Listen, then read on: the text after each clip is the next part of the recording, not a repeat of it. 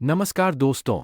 आज हम एक अनूठी यात्रा पर निकलेंगे, जहां हम तीसरी आंख या थर्ड आई सेंटर की रहस्यमय गहराइयों में जाएंगे और आत्मा की अद्वितीयता की खोज करेंगे। हमारी यात्रा का पहला दृश्य है थर्ड आई सेंटर, जिसे तीसरी आंख भी कहा जाता है। यह एक रहस्यमय स्थान है जहां अद्वितीय अनुभवों का खुलासा होता है। हम समझते हैं कि थर्ड आई वास्तव में हमारे मस्तिष्क के एक विशेष स्थान को दर्शाता है, जिसे हम पीनियल ग्रंथि कहते हैं। पीनियल ग्रंथि हमारे जीवन के महत्वपूर्ण हिस्से में स्थित है और इसका सीधा संबंध आत्मा से होता है। इसका इतिहास भी रहस्यमय है। डेस्कार्टिस ने इसे आत्मा का निवास स्थान माना था और उसने इसे मस्तिष्क के एक अद्वितीय अंग के रूप में देखा। आप में भावनाएं हैं, लेकिन कोई एहसास नहीं है। आमतौर पर हम बाहरी रूप से जो महसूस कर रहे हैं, दृश्य और ध्वनियाँ, फिर हम उन पर ध्यान दे रहे हैं और उन पर विचार कर रहे हैं। इसके बाद जब हम मेडिटेट करते हैं तो हमारे सारे विचार वहां पर काफी ज्यादा ऑर्गेनाइज्ड तरीके से आते हैं।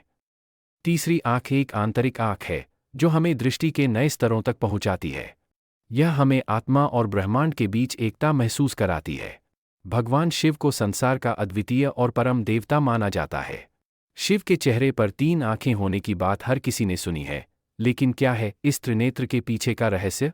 इसमें एक तृतीय आंख का अद्भुत रहस्य छिपा होता है। तृतीय आंख को खोलने पर भगवान शिव तांडव नृत्य करते हैं, जिससे पृथ्वी हिल उठती है। यह नृत्य उनकी भयंकर शक्तियों को प्रकट करता है और संसार को सृष्टि, स्थिति और संहार की चक्रव्यूह को सूचित करता है। त्रिनेत्र का संदेश है कि भगवान शिव सबका उत्थान करने में सक्षम हैं और उनकी तृतीय आंख विचार और ज्ञान की ओर इशारा करती है। इससे हमें यह सीखने को मिलता है कि असली ज्ञान और उद्दीपन अंदर ही होता है, जो हमें सही राह पर चलने में मदद करता है। तो जिसे तीसरी आंख कहा जाता है, हमने हमेशा कहा है कि शिव अपनी तीसरी आंख खोलेंगे और अगर वह चाहें तो पूरे अस्तित्व को जला सकते हैं। यह किसी भौतिक चीज का नहीं है, बल्कि यह एक आत्मिक संबंध की बात है। तीसरी आंख कोई भौतिक चीज नहीं है, बल्कि यह सिर्फ इतना है कि आपकी ऊर्जा आपके भीतर एक निश्चित शिखर तक पहुंच जाती है, जिससे आप हर चीज को बिल्कुल अलग आयाम से देखते हैं। तो आप चीजें देखना शुरू करते हैं। हम कहते हैं, यह एक आंतरिक आंख है जो हमें बाहर और अंदर दोनों की ओर मोड़ने का अनुभव कराती है। चाहे जो भी हो, आप जीवन को अपनी धारणा की सामान्य सीमाओं से परे देख रहे हैं। इस वीडियो को आखिर तक देखने के लिए धन्यवाद।